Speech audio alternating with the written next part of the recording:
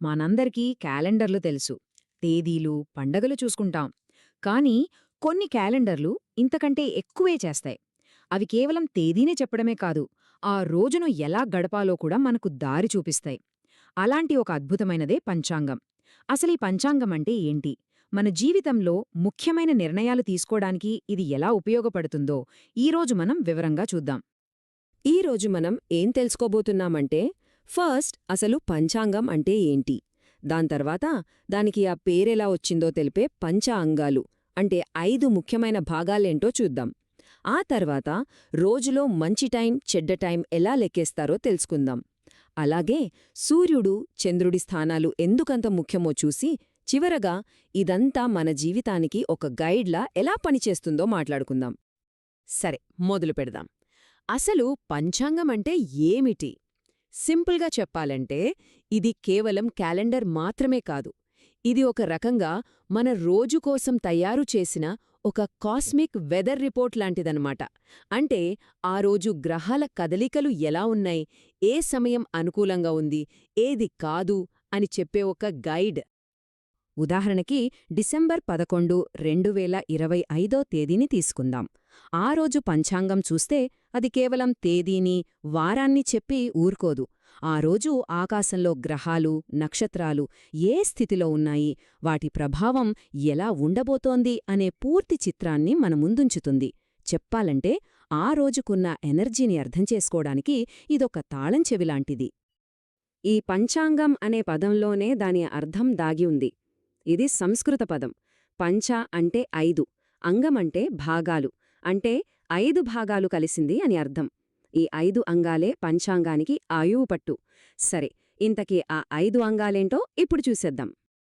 Right, ఇందాక అనుకున్నాం కదా పంచాంగాలు అని. అవే ఈ క్యాలెండర్కి మూలం. పంచాంగానికి ఆ పేర్ని, దాని స్ట్రక్చర్ని ఇచ్చే ఆ 5 ముఖ్యమైన అంశాలు ఏంటో ఇప్పుడు చూద్దాం.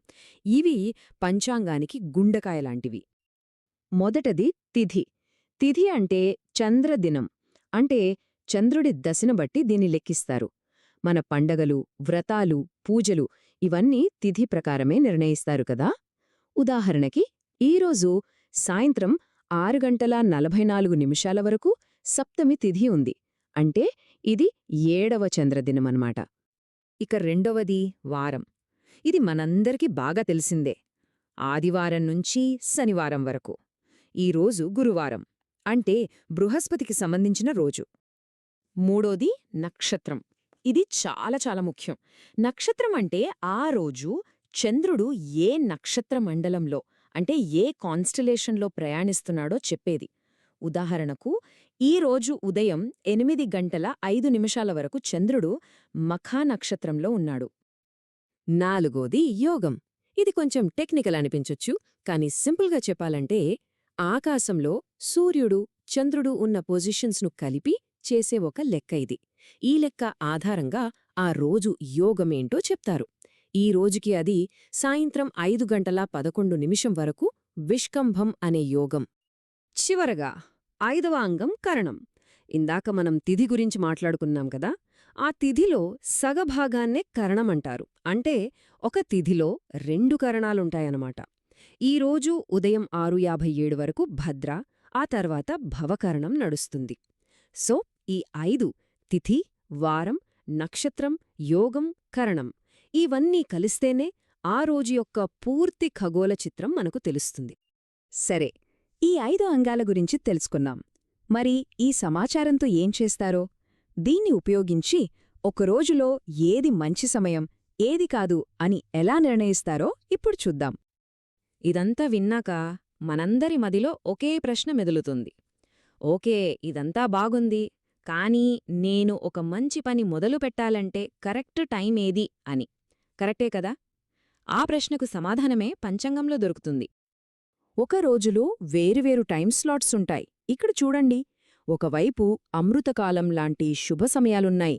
ఈ టైంలో ఏ పని మొదలుపెట్టినా మంచి జరుగుతుందని, మంచి ఫలితాలు వస్తాయని ఒక నమ్మకం.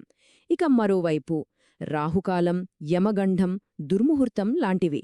ఈ సమయాల్లో గ్రహాల ప్రభావం అంత అనుకూలంగా ఉండదని, అందుకే ముఖ్యమైన పనులను మొదలుపెట్టకుండా ఉండటం మంచిదని భావిస్తారు.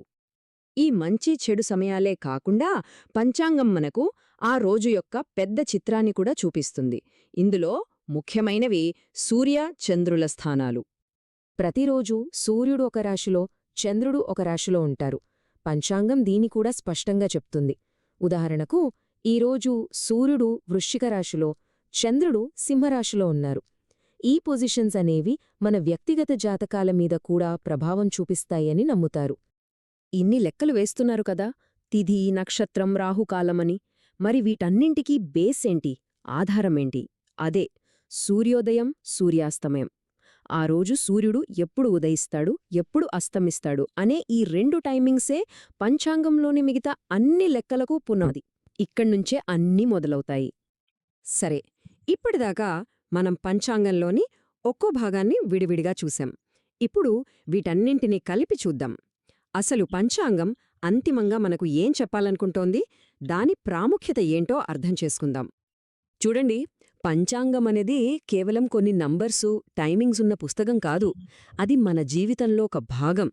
ఒక పెళ్లి ముహూర్తం పెట్టాలన్నా, ఒక కొత్త వ్యాపారం మొదలు పెట్టాలన్నా, గృహప్రవేశం చెయ్యాలన్నా ఇలాంటి ఎన్నో ముఖ్యమైన పనులకు పంచాంగాన్ని చూస్తారు. సింపుల్గా చెప్పాలంటే, ప్రకృతికి ఒక రిథముంటుంది. ఆ రిథంతో మన జీవితాలను అనుసంధానం చేసుకోవడానికి ఇదొక గొప్ప మార్గం. చివరిగా ఒక్క విషయం. పంచాంగంలోని ఈ లెక్కలు, గణాంకాలన్నింటి వెనక ఉన్న అసలైన స్ఫూర్తి ఏంటో తెలుసా? సర్వే జనా సుఖినో భవంతు అంటే అందరూ సుఖంగా, సంతోషంగా ఉండాలి అని. ఈ ప్రాచీన విజ్ఞానం యొక్క అసలైన లక్ష్యం కేవలం టైంని లెక్కించటం కాదు, విశ్వంలోని శక్తులతో మమేకమై అందరి మంచిని కోరుకోవడం. మనం కూడా మన జీవితంలో ముఖ్యమైన అడుగులు వేసేటప్పుడు ప్రకృతితో కాస్త అనుసంధానమైతే మన జీవితాలు ఇంకాస్త సంతోషంగా, విజయవంతంగా మారతాయేమో. ఒక్కసారి ఆలోచించండి.